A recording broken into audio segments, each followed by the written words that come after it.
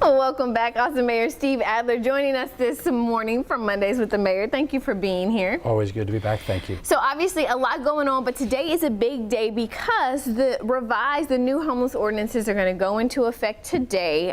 They are going to prohibit people from camping in certain areas during certain times. But one of the things we want to talk about is Austin police have said there are some parts of this new ordinance that they're not going to be able to enforce just yet. And specifically, that's the sitting, camping in line near the Arch and the Salvation Army shelter. They said they need more guidance from the city manager. What's your take on this? Well, not so much more guidance that way, but we have decided that one of the places we don't want camping, sitting, lying is in the area around the Arch. In fact, a 36-block area, 3 blocks each direction around the Arch. Which creates a 6-by-6 block area. But what we've said is we don't want those people just dispersed. We just don't want you to scatter them, because they'll show up in other neighborhoods, they'll show up in other places downtown, they'll show up in overpasses. What we want to be able to do is actually house those people and to demonstrate to the community that we can do that even with folks that are in our most chronically challenged area, just the same way we did it with veterans, just the same way we did it with children. So what the police have said is that they're going to enforce no camp, no sit, no lie in those areas after we're able to house the people. And that process is starting today.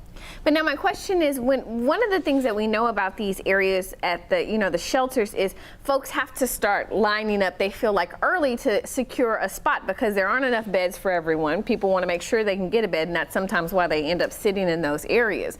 So when are they supposed to go to those areas then if they're not allowed to sit, camp, and lie, or sit and lie there? I understand the camping. Well, one of the things that we also initiated a few months back is we're changing the nature and scope of the Arch.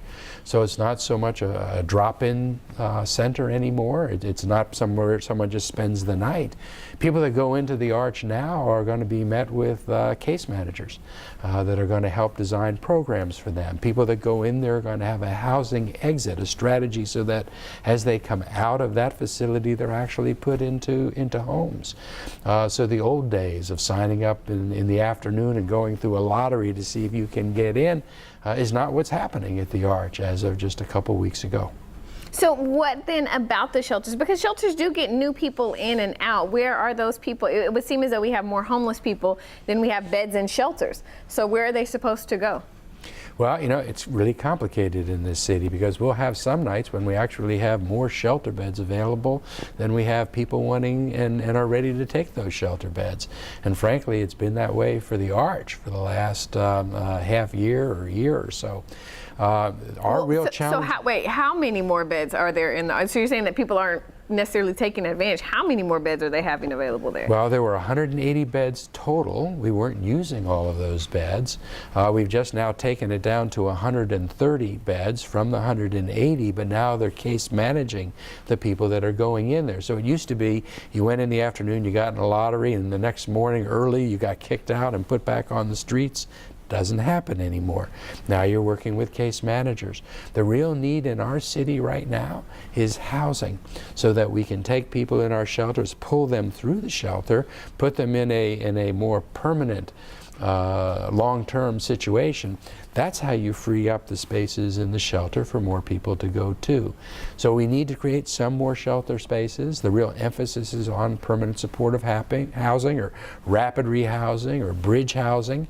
And that's what the city's going through right now. And the manager is going to make a presentation to the council and to the community tomorrow about this first day. They're going to lay out timelines tomorrow at the council meeting for the community to see. And we can start then checking back every Monday and see how we're doing relative to the goals that we've set. Yeah, very good. Tell me this. It's hard with Austin's affordability for people who are not homeless to get a house and to find affordable housing in Austin. So how is the city going to try to start to tackle creating housing that would be available for people who are experiencing homelessness? Well, one of the ways we might do it is to maybe purchase some old hotels and then use those facilities. I think the manager is going to talk about that tomorrow to the council and to the community. But you'll know that if we can get people into housing And the earlier we can get them into the housing so they're not spending a year or 2 or 3 years on the streets. A lot of times we get somebody into housing and in just 2, 3, 4, 5 months they're able to stabilize their lives and they don't need that supportive housing anymore. In our city, instead of getting people into housing real quickly so that they can get stabilized, in our city the wait to get into housing right now is 1.5 years or more. And if we leave somebody out on the streets for 2 years, we're creating a lot of the challenge with homelessness that we're facing, because you leave somebody out on the street that long, it's harder for them to get back into a more regular, stabilized life. All right. That's part of this practice. Yeah, Mayor, you know, we know it's a complicated issue, so we thank you for giving us this update on where things stand this morning. If you guys missed any of this, you can just head on over to KVUE.com right after the newscast. We'll be right back.